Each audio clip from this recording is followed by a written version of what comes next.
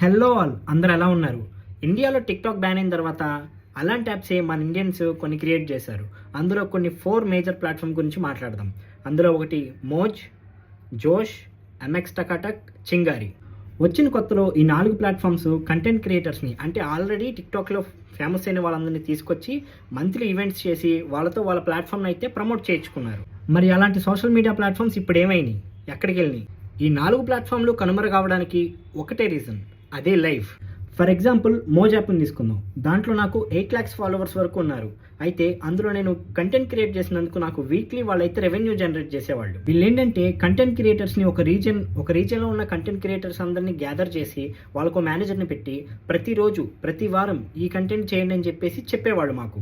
ఇలా చేయడం వల్ల మా వీడియోస్కి రీచ్ వచ్చేది, అలాగే రెవెన్యూ కూడా జనరేట్ అయ్యేది. ఇంత బాగున్న ప్లాట్ఫామ్ని ఒక్కసారిగా చెడగొట్టింది లైవ్ ఆప్షన్. ఈ లైవ్ ఆప్షన్ రావడంతో ఏదైతే కంటెంట్ క్రియేటర్స్కి వీళ్ళు ఫోన్ చేసి కంటెంట్ చేయమని చెప్పేవాళ్ళు, అదాపేసి కంటెంట్ క్రియేటర్స్ని లైవ్లో కూర్చోమని చెప్పేవాళ్ళు. స్టార్టింగ్లో లైవ్ ఆప్షన్ వచ్చి కూర్చున్నా బాగానే ఉండేది. ఆ తర్వాత వాళ్ళు క్రియేటర్ టు క్రియేటర్ బ్యాటిల్స్ పెట్టేవాళ్ళు. ఫస్ట్ ఆంధ్రాలో ఉన్న క్రియేటర్స్, తెలంగాణలో ఉన్న క్రియేటర్స్. ఆ తర్వాత ఏమైంది, Telugu creator to Kannada creator, Telugu creator to Tamil creator, ఇలా బ్యాటిల్స్ పెట్టేవాళ్ళు. సో బేసికల్లీ కంటెంట్ క్రియేటర్స్కి ఇదంతా నచ్చలేదు. సో చాలా మంది అవాయిడ్ చేయడం స్టార్ట్ చేశారు. దీనివల్ల ఏమైంది, కంటెంట్ క్రియేటర్స్కి డబ్బులు ఇవ్వడం ఆపేశారు వీళ్ళు. అంటే రీచ్ ఇవ్వడం ఆపేశారు, రెవెన్యూ తగ్గించేశారు. ఇలా లైవ్లో కూర్చునే వాళ్ళకి మాత్రం రీచ్ ఇవ్వడం స్టార్ట్ చేశారు. దీనివల్ల అప్పటి వరకు ఆ ప్లాట్ఫామ్ని ఎవరైతే భుజాల మీద మోసారో కంటెంట్ క్రియేటర్స్, వాళ్ళంతా సైడ్ అయిపోయారు.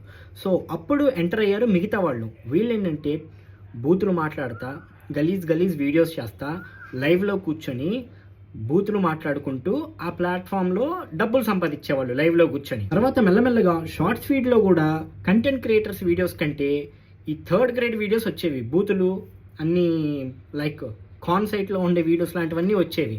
దీనివల్ల కంటెంట్ క్రియేటర్స్ అందరూ మొత్తానికి ఈ యాప్స్ని వదిలేశారు. సో అలా ఈ యాప్స్ అనేవి టోటల్గా కంటెంట్ క్రియేట్ చేసే వీడియోస్ కంటే ఇలాంటి చెత్త చెదారం చేసే వీడియోస్కి పాపులర్ అయ్యింది.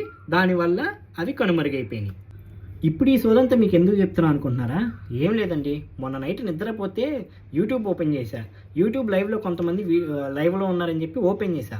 అలా స్క్రోల్ చేస్తూ పైకి వెళ్తుంటే నాకు ఈ కళాఖండాలు కనిపించినాయి. సో ఇది చూశాక నాకు అదే యాప్స్ గుర్తొచ్చినాయి. సో ప్లీజ్ యూట్యూబ్ వాళ్ళు ఇవి చూసి కనీసం అలాంటి వాళ్ళకి ఎంకరేజ్ చేయకుండా ఏదో ఒకటి చేస్తారని చెప్పి ఆశిస్తున్నాను నేను.